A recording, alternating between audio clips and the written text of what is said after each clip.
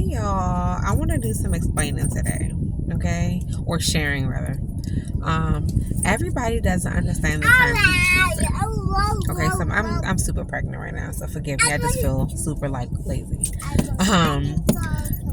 Everybody doesn't understand the term people pleasing. And some people think people pleasing is like honestly just doing whatever other people want you to do.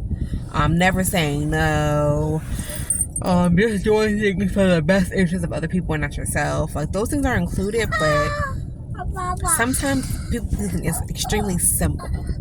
But the simple things can be the most effective. And I feel like the best way to acknowledge when you're people pleasing is through the simple things. My biggest trigger was something very small, such as getting my nails done. I would go to a salon, tell them what you want to do.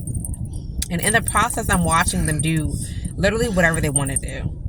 And I'm just like, I really want to say, I don't mean like this. Like, I really want to tell them in the midst of it, this is not what I want. And let me say it before it's too late, and I wouldn't say it. They'll do a design or do something. They'll just be doing something that I don't want. Or whether it's the length, the style, the cut, the color, I don't want it, okay?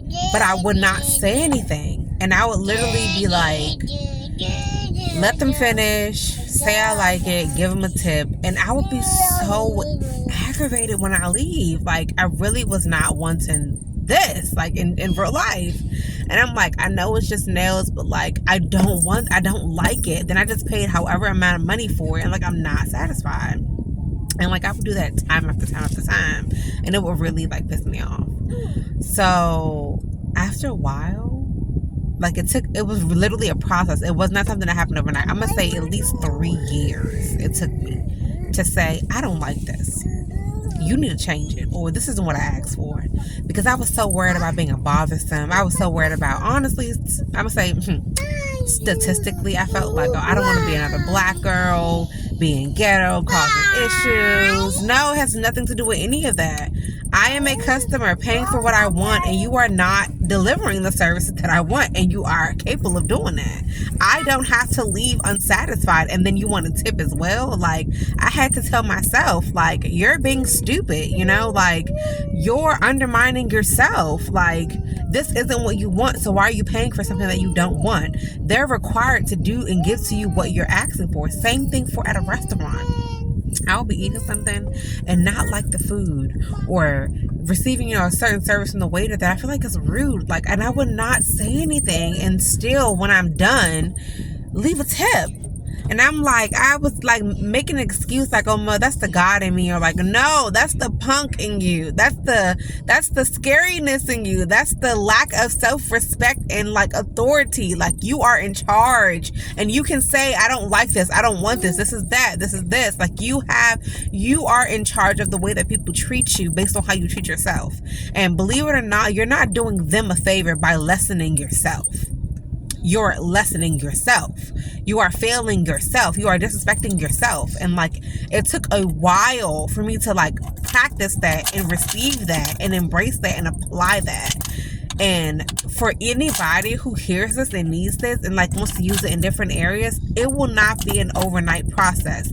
But make sure you don't give up on it. If you want to change and create boundaries, it is okay to do it.